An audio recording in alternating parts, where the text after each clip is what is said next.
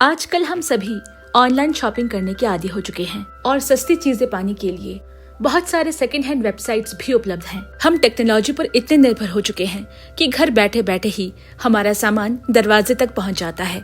और आज की फिल्म में ही इसी तरह एक लड़की ने सेकंड हैंड वेबसाइट से एक वॉशिंग मशीन मंगवाई और ये फैसला उसकी जिंदगी का सबसे भयानक फैसला था, जिसके बाद उसकी जिंदगी पूरी तरह उलट पलट गई। और दोस्तों, ये कहानी एक सच्ची घटना पर आधारित है। तो और देरी न करते हुए चलिए बढ़ते हैं कहानी की ओर। लेकिन उसके पहले इस वीडियो को एक लाइक जरूर दे और हमारे चैनल को अभी तक सब्सक्राइब नहीं किया है तो जरूर कर ले, क्योंकि ये कहानी आपके रोंगटे खड़े कर देगी और शायद आप दूसरी बार ऑनलाइन शॉपिंग करने से पहले एक बार जरूर सोचेंगे। कहानी की शुरुआत में एक लड़के को second hand online site search करते हुए दिखाया जाता है। वो अपना पुराना लैपटॉप इस प्लेटफॉर्म के जरिए बेचना चाहता है। सारी डिटेल्स डालने के बाद इतने सारे लड़के बायर्स के बीच में एक लड़की बायर को देखकर वो खुश हो जाता है, जिसके बाद वो उस लड़की की प्रोफाइल चेक करता है जिसकी रेटिंग बहुत अच्छी है। उन दोनों में चैटिंग शुरू होती है। लड़की ने कहा कि वो इसी हफ्ते उसके घर वो लैपटॉप चेक करने आएगी और अगर सब कुछ ठीक रहा तो वो लैपटॉप खरीद लेगी। अब उस लड़के ने अपना फोन नंबर और एड्रेस शेयर किया। इधर हम एक ऑफिस में सोहियोन नाम की लड़की को देखते हैं, जो पेशे से एक आर्किटेक्चर है। जमीन पर टाइल्स गलत तरीके से लगाने की वजह से वो अपनी टीममेट्स को डांट रही है, लेकिन उसका मैनेजर उसे ही अपने पैसों से इसकी भरपाई करने को कहता है। इस ऑफिस में उसकी एक सहेली डल जो भी काम करती है। घर लौटते वक्त सोहियोन ने अपने दोस्त को बताया कि उसका वॉशिंग मशीन खराब हुआ पड़ा है, जिसे ठीक कराने के लिए बहुत पैसे लगेंगे। तब इसके दोस्त ने बताया कि क्यों ना वो किसी अच्छे सेकेंड हैंड वेबसाइट से सेकेंड हैंड वॉशिंग मशीन खरीद ले। इससे उसके पैसे भी कम लगेंगे और सेकेंड हैंड चीजें अच्छी होती है। मैं खुद भी इसका इस्तेमाल करती हूँ। तभी सोहियोन के फोन पर उसके मैनेजर किम का फोन आता है, जो कल सुबह तक ऑफिस में हुई गड़बड़ी के लिए मरम्मत के पैसों को जमा करने को कहता है। अब यहाँ हमें उसी लड़के को दिखाया जाता है जिसे कहानी की शुरुआत में दिखाया गया था। आज वो लड़की उसके घर लैपटॉप खरीदने आ रही है। वो लड़का उसे इम्प्रेस करके डेट पे ले जाना चाहता है, जिसके लिए वो तैयार हो रहा है कि तभी उसके फोन पर मैसेज आया। लड़की ने लिखा है कि किसी जरूरी काम की वजह से वो नहीं आ पाएगी, इसीलिए उसने अपने भाई को भेजा है। इतने में दरवाजे की डोरबेल बजती है। लड़के ने जैसे ही दरवाजा खोला, उस लड़की का भाई वहाँ खड़ा है। उसने घर के अंदर आकर अच्छे से उसके लैपटॉप को चेक किया और फिर उसे पैसे भी थमा दिए, लेकिन इसके साथ ही उसके पेट में चाकू भोंक दिया। और इसके साथ ही वो उस लड़के के फोन को लेकर उसके किसी दोस्त को मैसेज कर देता है कि वो एक लड़की के साथ छुट्टियां मनाने के लिए भूशान शहर जा रहा है, तो कोई भी उसे परेशान ना करे। ऐसा उसने इसीलिए किया ताकि उसके गैर मौजूदगी पर किसी को भी शक ना हो। अब यहाँ हमें सोहियोन को दिखाते हैं, जो रात में ही अपने ऑफिस आकर मरम्मत का काम पूरा कर रही है। इतने में मैनेजर किम ने आकर उसे डरा दिया। वो उसके लिए डिनर लेके आया है। डिनर के दौरान बातें करते हुए किम ने उससे पूछा कि उसकी वॉशिंग मशीन को क्या हुआ है। सोहियोन ने बताया कि वो अब ठीक नहीं होगा।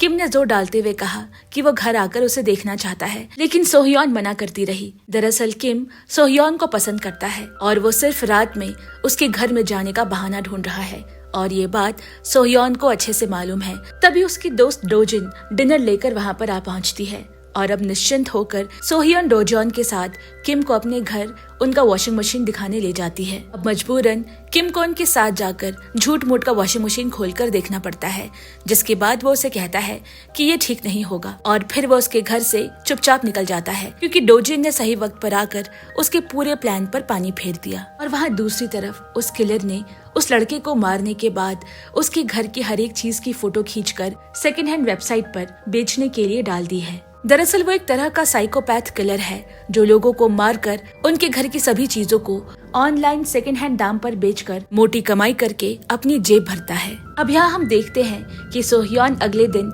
सेकेंड हैंड वेबसाइट चेक करते हुए उसे एक अच्छा वॉशिंग मशीन अच्छे दाम पर मिल जाता है। डिस्क्रिप्शन पर लिखा है कि लड़का जल्द ही विदेश जाने वाला है, इसीलिए सभी चीजों को वो जल्द से जल्द बेचना चाहता है। और दरअसल ये उसी किलर का काम है। अब यहाँ ऑफिस जाते वक्त सोहियोन जल्दी से वो वॉशिंग मशीन खरीद लेती है ताकि ये ऑफर उसके हाथ से निकल ना जाए। और कुछ ही दिनों में वो उसके घर पर डिलीवर भी हो जाता है, लेकिन वो मशीन तो खराब है। टेक्नीशियन को बुलाने पर पता चलता है कि ये पूरी तरह खराब है और ये ठीक नहीं किया जा सकता। सोहियोन को लग रहा है कि किसी ने उसके साथ स्कैम किया है। उसे बेवकूफ बना के ये सेकेंड हैंड वॉशिंग मशीन उसे बेची गई है। वो अब उस सेलर को कॉल करने की कोशिश करती है, लेकिन उसका फोन स्विच ऑफ आता है और जब वेबसाइट खोलकर देखा तो उसका अकाउंट डिलीट हो चुका है। अब कोई और रास्ता ना पाकर वो पुलिस स्टेशन जाती है। अब यहाँ पर फ्रॉड डिपार्टमेंट में उसका केस दर्ज होता है और हमें 2 डिटेक्टिव मिस्टर ना और मिस्टर चू को दिखाया जाता है। उन्होंने उसे बताया कि पहले से ही फ्रॉड डिपार्टमेंट में काफी केसेस दर्ज है, इसीलिए उसका नंबर 4 महीने बाद आएगा। ये सुनकर सोहयोन को गुस्सा आ जाता है, उसके साथ इतना बड़ा फ्रॉड हो गया और वो दोनों कह रहे हैं कि इन्वेस्टिगेशन अभी शुरू नहीं हो सकती, उसे 4 महीनों तक का इंतजार करना होगा। तब मिस्टर जू ने उसे समझाते हुए कहा कि पहले से ही इतने सारे केसेस दर्ज पड़े हैं, इनमें से कई केस फॉरेन कंपनीज द्वारा किया गया है, तो आपको थोड़ा पेशेंस रखना होगा। सोहयोन गुस्से में वहाँ से चली आती है। अब उसे मजबूरन नया वॉशिंग मशीन खरीदना होगा, लेकिन उसे डिलीवर होने में भी 2 दिनों का वक्त लगेगा। इसकी वजह से सोहयोन को पब्लिक लॉन्ड्री कपड़े धोने के लिए जाना पड़ता है और वापसी में प्लास्टिक फट जाने से उसका सारा धुला कपड़ा नीचे गिर गया। अब एक के बाद एक इतनी सारी चीजें होने के बाद सोहयोन का फ्रस्ट्रेशन बहुत ज्यादा बढ़ जाता है। वो सोचने लगी कि ऐसे हाथ में हाथ धरे बैठा नहीं जा सकता, उसे उस स्कैमर को मजा चखाना ही होगा। और घर आकर वो कंप्यूटर खोलकर बैठ गई और सारी रात बैठकर वो सारे सेकंड हैंड वेबसाइट्स को चेक करती रही। एक एक करके सारे सेलर्स के पोस्ट को चेक करते हुए एक सेलर की प्रोफाइल पर लिखा हुआ मिला कि वो जल्द ही विदेश जाने वाला है, इसीलिए जल्द से जल्द अपनी सारी चीजें बेचना चाहता है। सोहयोन को याद आया कि उसके सेलर ने भी ऐसा ही कुछ लिखा हुआ था, लेकिन उसकी पोस्ट को कॉपी करते वक्त वो कॉपी नहीं होता, क्योंकि वो दरअसल एक स्क्रीनशॉट है और इसीलिए इस लिखावट को टाइप करने पर वो इस प्रोफाइल को नहीं ढूंढ पाई थी। सोहयोन को समझते देर नहीं लगी कि ये वही सेलर है और उसने उसके हर एक पोस्ट पर जाकर कमेंट कर दिया, कोई भी इस सेलर से सामान ना खरीदे क्योंकि ये एक बहुत बड़ा स्कैमर है। दूसरी तरफ हमें वो स्कैमर दिखाया जाता है जो कि दरअसल एक बहुत बड़ा हैकर है। वो सोहयोन के सारे कमेंट्स चेक करता है और फिर एक लड़की की प्रोफाइल से जाकर उसे मैसेज करता है कि जल्दी इन पोस्ट को डिलीट करे, कि वो ये सब बंद करे, नहीं तो उसके लिए अच्छा नहीं होगा। मगर सोहयोन भी कहाँ सुनने वाली थी, उसने भी कह दिया कि वो उसका एक भी प्रोडक्ट सेल होने नहीं देगी। वो सोहयोन को साफ साफ धमकी दे रहा है कि इसके बाद जो भी होगा उसकी जिम्मेदार सोहयोन खुद होगी। सोहयोन ने भी वापस मैसेज कर दिया कि उसने ऑलरेडी पुलिस कंप्लेंट कर दी है और पुलिस उसे जल्द ढूंढ निकालेगी। इसके बाद उस साइको किलर का मैसेज आना बंद हो गया और सोहयोन ये सोचकर बड़ी खुश होती है कि वो स्कैमर डर गया। सोहयोन को अंदाजा तक नहीं कि वो कितनी बड़ी मुसीबत में फंसने वाली है। अब रात भर ये सब करने के बाद अगले दिन वो लेट ऑफिस पहुंचती है। मैनेजर किम उस पर गुस्सा करता है, मगर सोहयोन के दिमाग में तो बस उस स्कैमर की बातें घूम रही है।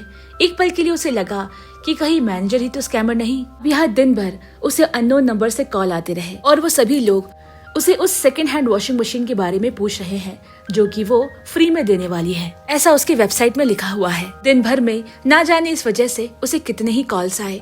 घर जाकर देखा तो उसकी प्रोफाइल पर इस बारे में ढेरों मैसेजेस पड़े हुए हैं। साथ ही साथ उसकी फोन की घंटी तो बजती ही जा रही है।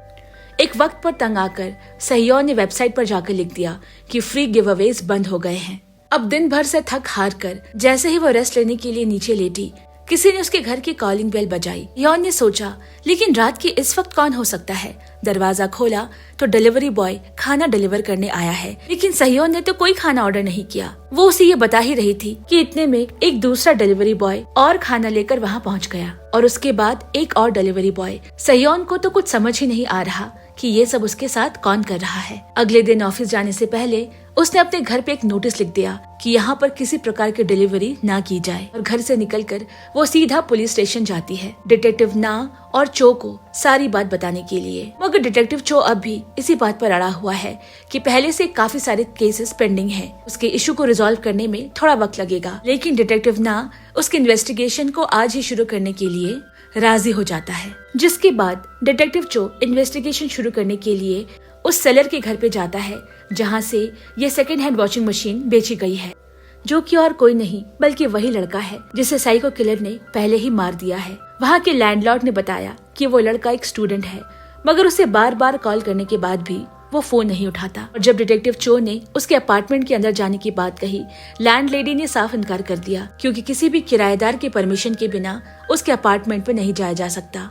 तब मिस्टर चो ने डिटेक्टिव ना को कॉल करके उस लड़के की कॉल हिस्ट्री और लोकेशन पता लगाने को कहा। इस तरफ जब सोहयोन दफ्तर से घर लौटी तो उसने देखा कि सुबह उसके दरवाजे पर लगाया नोटिस कोई निकाल कर ले गया है। डर कर सोह्योन ने तुरंत डिटेक्टिव चो को फोन लगाया। अब वो सभी मिलकर जब सीसीटीवी कैमरा चेक करने लगे तो उन्होंने देखा कि बिल्डिंग के एंट्रेंस और पार्किंग लॉट का कैमरा तो ठीक ठाक काम कर रहा है, लेकिन बिल्डिंग के कॉरिडोर के कैमरे बंद हैं, क्योंकि इससे यहाँ के लोगों की प्राइवेसी मेंटेन नहीं होगी। और तभी वहाँ एक और फूड डिलीवरी बॉय सोह्योन का ऑर्डर लेकर आता है। सोह्योन उन डिटेक्टिव्स को दिखाती है कि किस तरह वो स्कैमर रोज खाना ऑर्डर करके उसे परेशान कर रहा है, जिस पे डिटेक्टिव चो ने उससे कहा कि वो अपना फोन नंबर चेंज कर ले। सोह्योन भी वैसा ही करती है। फिर आज रात वो और डॉनजन मिलके उसके अपार्टमेंट में ड्रिंक कर रहे हैं। इतनी परेशानियों के बाद भी आज सोह्योन को हल्का महसूस हो रहा है।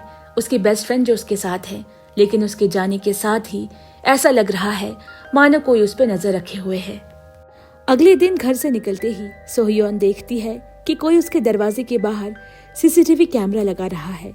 पूछने पर पता चला कि यहाँ पर उसे ये लगाने को कहा गया है, मगर ये कैमरा बिल्कुल अलग किस्म का है, मानो लगता ही नहीं कि यहाँ कोई कैमरा लगाया हुआ है। उस आदमी ने कहा कि लोग अक्सर अपने घर के बाहर सीसीटीवी कैमरा देखना पसंद नहीं करते, इसीलिए इसे अलग डिजाइन दिया गया है। आज इतने दिनों बाद सोह्योन निश्चिंत होकर ऑफिस गई है। वो पुलिस के इस तरह चौकन्ना रहकर काम करने के लिए बेहद खुश है। आज दफ्तर में सोह्योन की माँ का मैसेज आया है कि वो एसी लेने गई है, लेकिन उनका क्रेडिट कार्ड काम नहीं कर रहा, इसीलिए दुकानदार का अकाउंट नंबर भेजकर वो सोह्योन को इसका पेमेंट करने को कहती है। सोह्योन पैसे भेजने ही वाली थी, लेकिन इतने ज्यादा अमाउंट भेजने से पहले उसने सोचा कि एक बार माँ से बात कर लेनी चाहिए, लेकिन माँ फोन नहीं उठाती।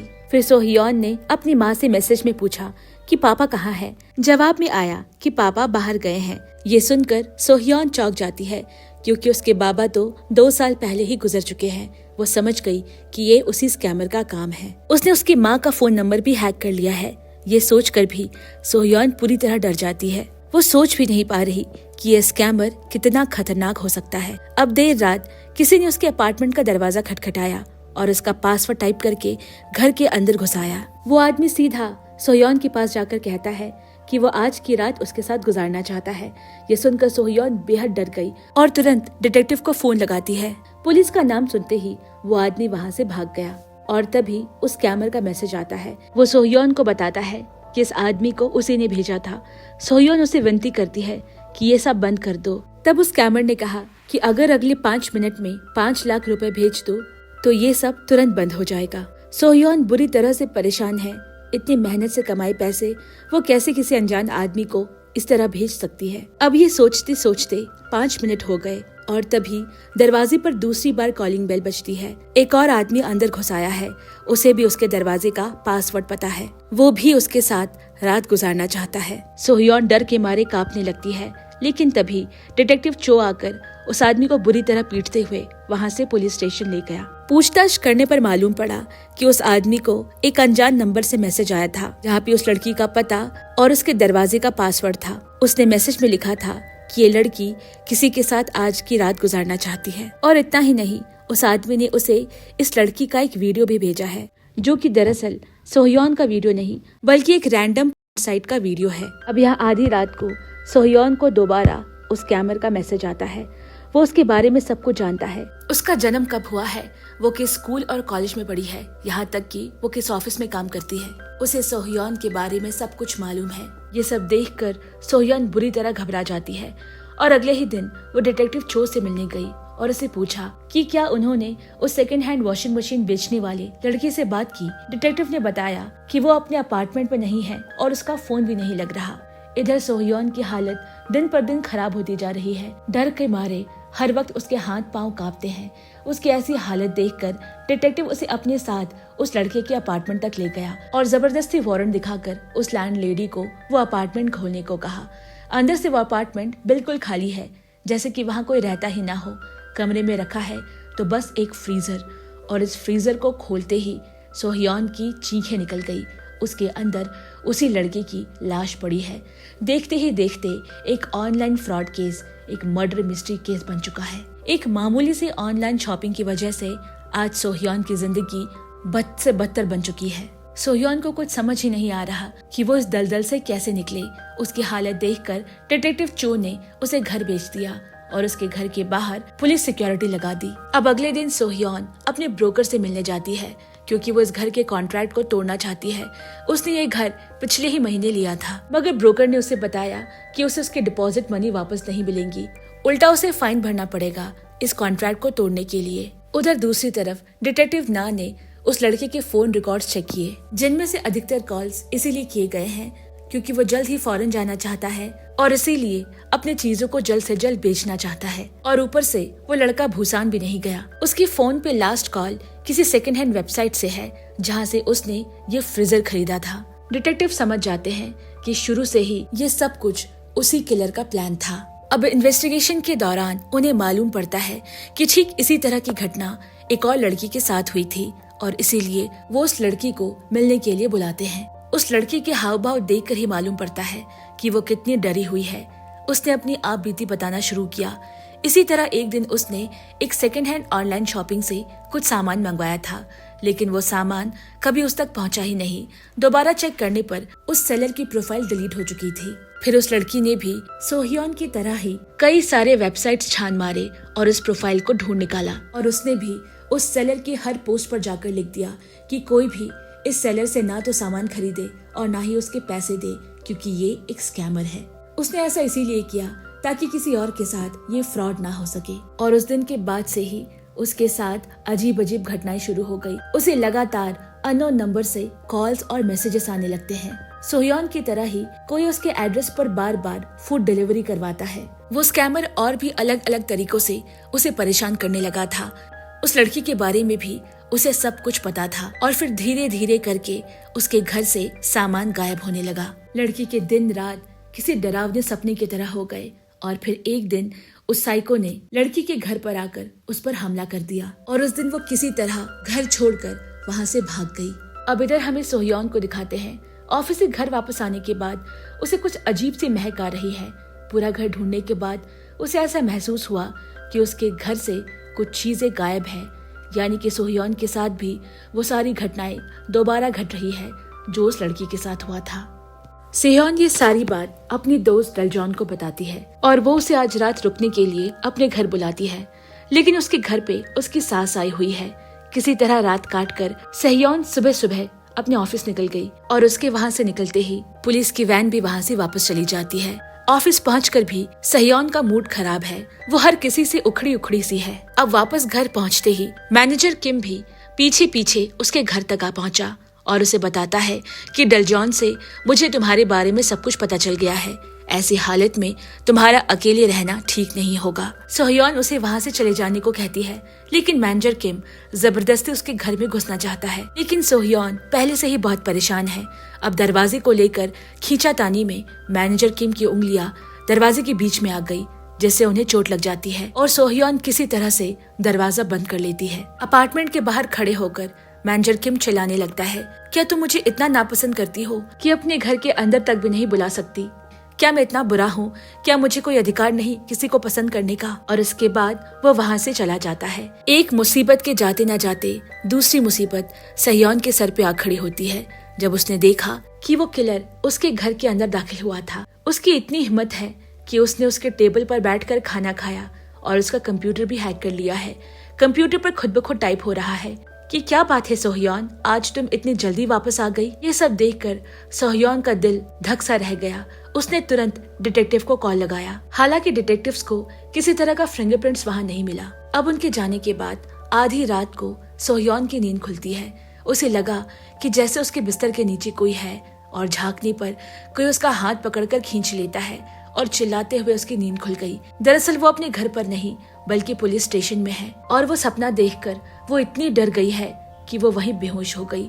डिटेक्टिव चो ने उसे तुरंत हॉस्पिटल में एडमिट करवाया। उधर डिटेक्टिव ना को अलग अलग पुलिस स्टेशन पर इन्वेस्टिगेट करने से पता चलता है कि इसी तरह की एक नहीं बल्कि 6 केसेस दर्ज है, यानी कि वो killer online second hand platform से ही अपना टारगेट सिलेक्ट करता है। अब यहाँ कुछ दिनों बाद सोहियोन भी हॉस्पिटल से डिस्चार्ज होकर घर जा रही है कि तभी रास्ते में उसे उसी स्कैमर का फोन आता है। सोहियोन उसे रोते हुए विनती कर रही है कि उसका पीछा छोड़ दे और वो उसे एक और मौका देता है, लेकिन इस बार 5 की जगह 10 लाख लेकर उसे रात के वक्त अपने अपार्टमेंट पहुंचना होगा।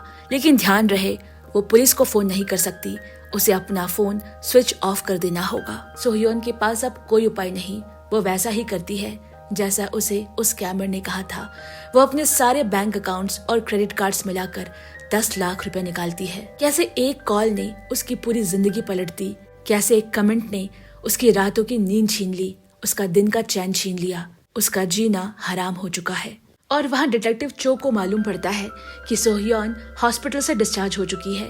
वो रात के वक्त उसके घर के नीचे आकर उसे कॉल करता है, लेकिन उसका फोन स्विच्ड ऑफ बता रहा है। और उधर डिटेक्टिव ना उस आदमी की कॉल हिस्ट्री निकाल लेता है जिसने उस आदमी को मैसेज किया था सोह्योन के घर जाकर उसके साथ रात गुजारने के लिए, और उसे अश्लील वीडियोस भी भेजी थी। उसे कॉल हिस्ट्री से पता चलता है कि पिछले 4 दिनों से वो स्कैमर सोह्योन के घर के आसपास ही रह रहा है। उसने तुरंत डिटेक्टिव चो को कॉल लगाया, लेकिन इसके पहले कि वो उसका कॉल रिसीव कर पाता, उस स्कैमर ने उस पर हमला कर दिया और क्लोरोफॉर्म सुंघाकर बेहोश कर दिया।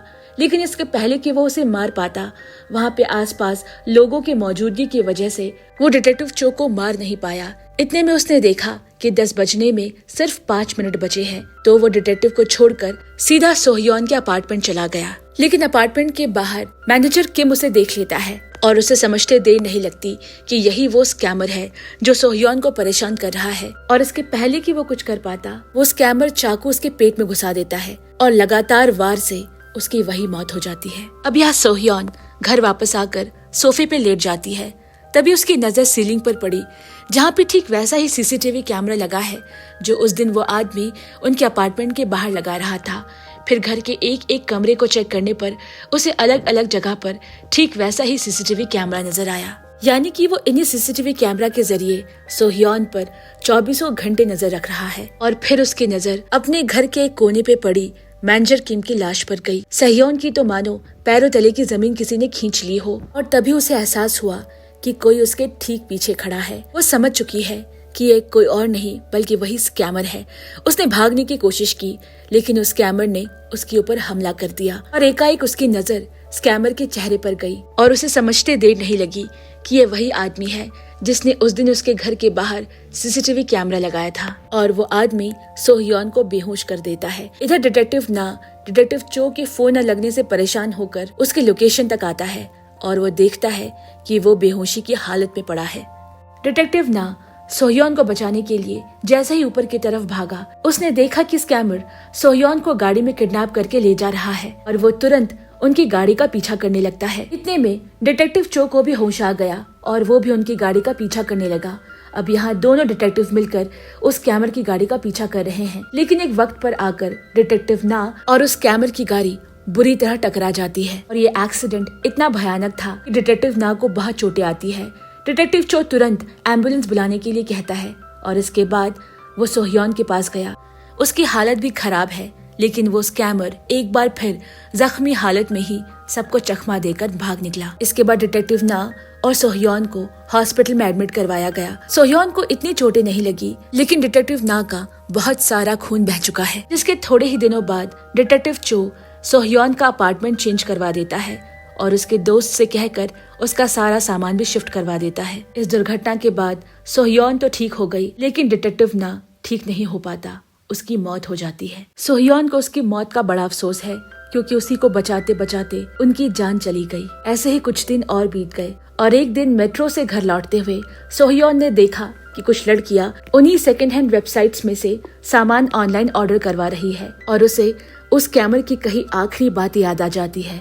उसने कहा था कि वो जल्द ही उस तक पहुंचकर उसे मार डालेगा। सोह्योन वो रात चाह कर भी नहीं भुला सकती और इसीलिए उसने एक प्लान बनाया। उसने डिटेक्टिव चो के साथ मिलके अपनी दोस्त डालजुन का बिल्कुल वैसा ही प्रोफाइल बनाया जैसे प्रोफाइल की ताक में वो स्कैमर रहता है, यानी कि जिन प्रोफाइल्स को वो सीरियल किलर टारगेट करता है। और इसके बाद वो उसी ऑनलाइन प्लेटफॉर्म के जरिए सेकेंड हैंड सामान बेचने लगती है।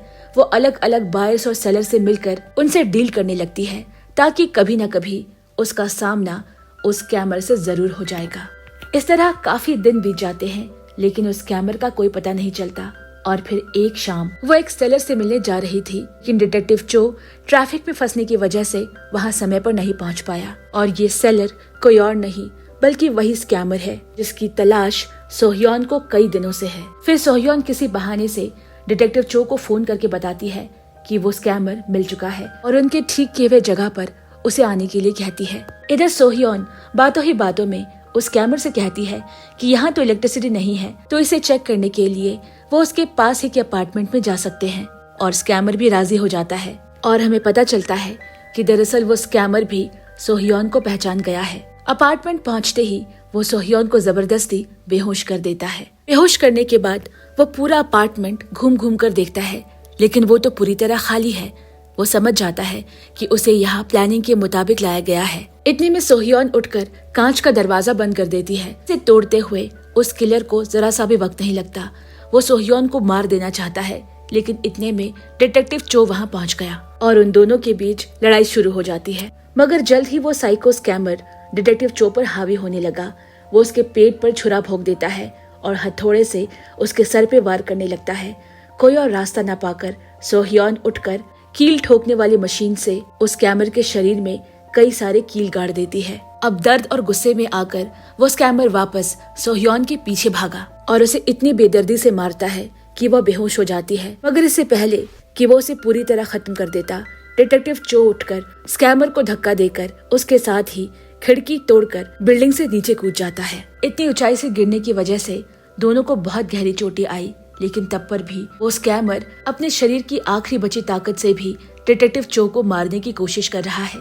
ये देखकर सोह्योन उसका हाथ पकड़ लेती है। इसे डिटेक्टिव चो को संभलने का मौका मिल जाता है और वो गला दबाकर उस साइको स्कैमर को वही खत्म कर देता है। और इस तरह इस भयानक खेल का यहाँ पर अंत हुआ।